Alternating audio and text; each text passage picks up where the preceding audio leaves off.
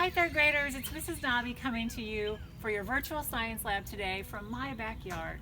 Well, you know how we've been talking in science lab about pollution and habitats of Georgia? Well, today we're going to talk all about the Chattahoochee River. Have any of you ever swam in the Chattahoochee? Maybe gone rafting or boating or fishing? Well, I have, and I know that the Chattahoochee isn't always as clean as we would like for it to be. So today's lesson is all about how the Chattahoochee River became so polluted and maybe what we could have done to prevent it.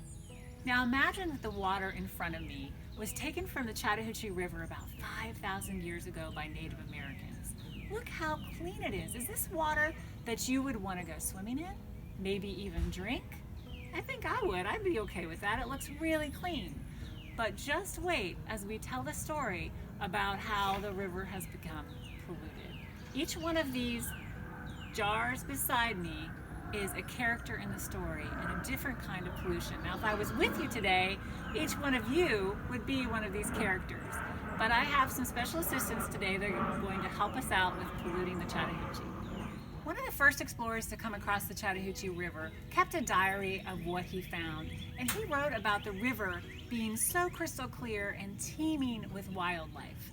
How do you think the Native Americans and the first explorers and the colonists used the river the same way or different ways than we do today?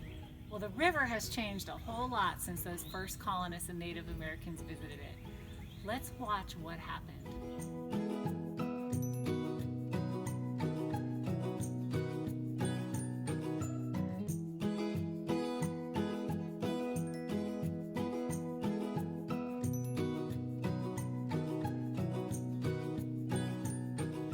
Would you swim in this water or maybe even drink it now that fertilizer from farmers, waste from barnyards, leaves, and dirt from construction sites have gone in?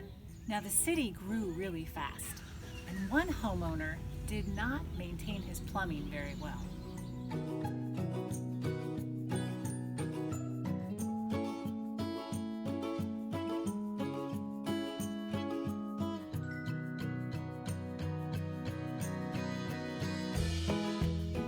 How do you feel about drinking it now after there's waste from a homeowner, a commuter, a power plant, and a coal mine?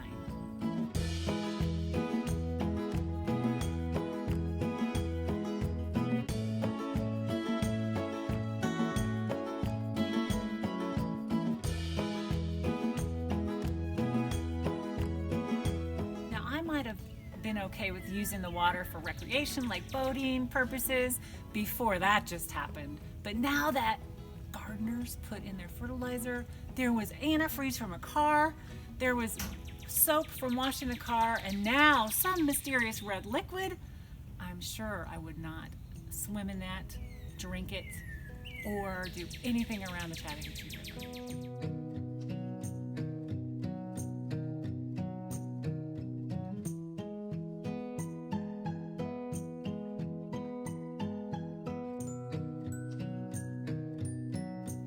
Oh my goodness, I hadn't even thought about all the recreation on the river, the oil from the motorboats, the solid waste trash from a beach party, picnickers, and that last person fishing.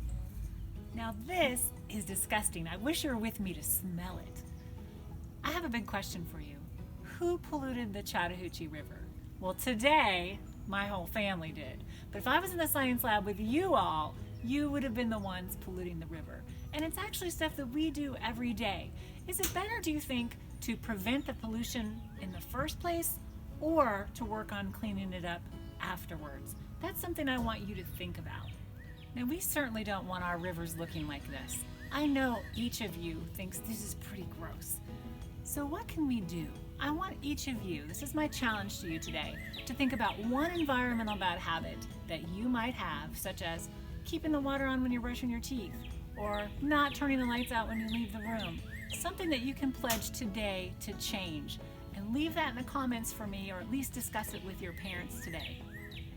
Goodbye, third graders. Thanks for polluting the Hooch with me today. Let's hope we can get this cleaned up. For the real story of the history of how the Chattahoochee got this way, check out the link on my blog and maybe read the story together with your parents or caregiver and answer some of the questions as you go along. Goodbye, third graders. I sure miss you.